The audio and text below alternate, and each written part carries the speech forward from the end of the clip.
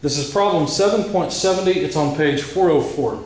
For the beam and loading shown, draw, first of all, the shear and bending moment diagrams, and then determine the maximum absolute value of the shear and bending moment. Now that won't make much sense unless you see the beam itself. The beam looks something like this, where we have a reaction at A and a reaction at B at the other end, with point loads of 24 kilonewtons along the length of the beam, and then a distributed load, a drawing may not be to scale, of 12 kilonewtons per meter, and that's just W. Okay. Now what I did, first of all, well, let's just note some distances. There's 0.6 meters to the first load, a further 0.6 to the next, 0.6 to the beginning of the distributed load, and then 1.8 meters of distributed load. So this is the center of the beam despite my drawing. I guess I could make it look a little better. Let's try. There. Okay. So there's the beam that we're playing with. What I did, since this is the load per foot, I decided to calculate the resultant, the total load, as 12 kilonewtons per meter times 1.5 meters worth. When you do the math, that comes out to 21.6 kilonewtons of load total. So then I decided to get the reaction, so summing moments about A taken counterclockwise as positive. What do we have? Well, let's see. We've got a moment due to the 24 kilonewton load that is negative. So negative 24 kilonewtons times 0.6 meters. Let's make sure we know what we're doing here and everything's consistent. And then 24 kilonewtons times a moment arm of 1.2 meters. Again, another negative moment. And then we have our distributed load. Now the resultant of that distributed load is 21.6 kilonewtons, and it acts 0.9 meters over. So if we take 0.6 plus 0.6 plus 0.6, that's 1.8, or better yet, let's do it this way. So minus 21.6 kilonewtons times 3 times 0.6 to get to here, plus half of 1.8. Now I'm out of space, so let me continue on the next line.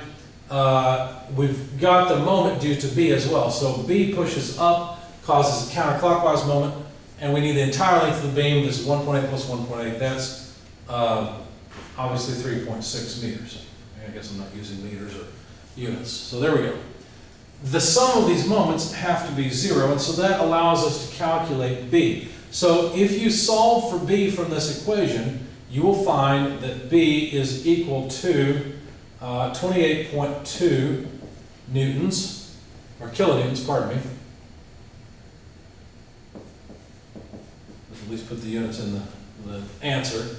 And the rest of the load has to be supported here. So if you take 28.2, subtract off 48 kilonewtons, and subtract off 21.6, well actually you take 24, 24, and 21.6, and subtract off the 28.2, you'll find how much load A supports. So summing forces in the vertical direction implies that A supports the rest of the load, which would be 24 plus 24 plus 21.6, less the 28.2 that B supports. And so A has a magnitude of 41.4 kilonewtons of load that it is supporting.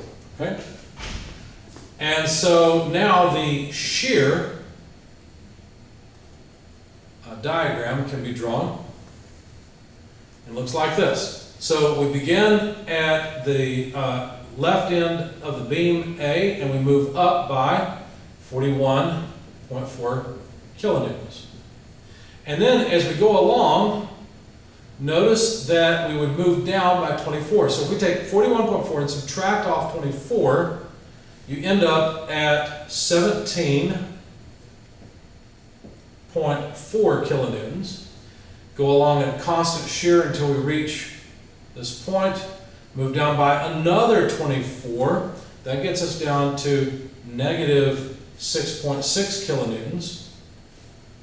And then that shear is constant until we reach this point. Now at this point, which has probably got a name, what do they call it? A, B, C, D, E, so A, B, C, D, E. Once we reach point E, well then the shear moves with the distributed load and just decreases continuously. Well, by how much? Well, by 21.6 kilonewtons. So if you take 21.6 and add to it 6.6, by the time we get out here at the end, you will find that this is at negative 28.2 kilonewtons, and the 28.2 kilonewton reaction pulls us back up to the axis of B. Now, where's the maximum shear? The maximum shear occurs, let's see, right here, 41.4 kilonewtons.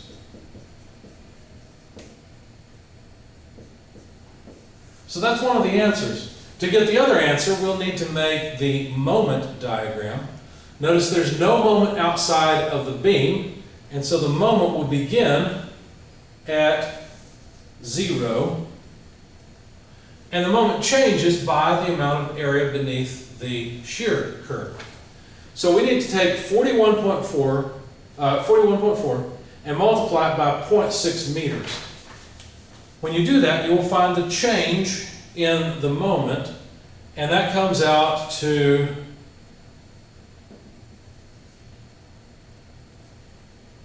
24.84 kilonewton meters. Okay?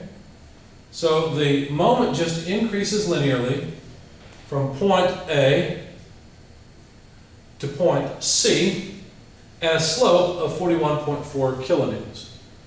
Okay? And then, to get the next change in moment, we just need the area in this little rectangle. So that's a height of 17.4 and a width of 0.6. So that is a further change that I calculated and didn't write down, but you'll have to figure out what that is. It brings us up, so the change from here to here equals that area, and it brought us up to 35.28 kilonewton meters. Okay? Now notice there is negative area here, so we take negative 6.6 times 0.6, and however far that brings us down by the time we reach E, so be it. So whatever that product is, negative 6.6 times 0.6, add that to 35.28, it takes us down to 31.32. And then we have a whole lot of negative area here as well. Fortunately, that area comes out to 31.32. How would you calculate that? Well, take an average height. So this change in moment is equal to, let's see, negative 28.2 minus 6.6 divided by 2. Notice that's the average height of these 2 points. And then multiplied by the width, 1.8. This is just a way to calculate that area without breaking it into a rectangle and a triangle. Anyway, that number comes out to 31.32.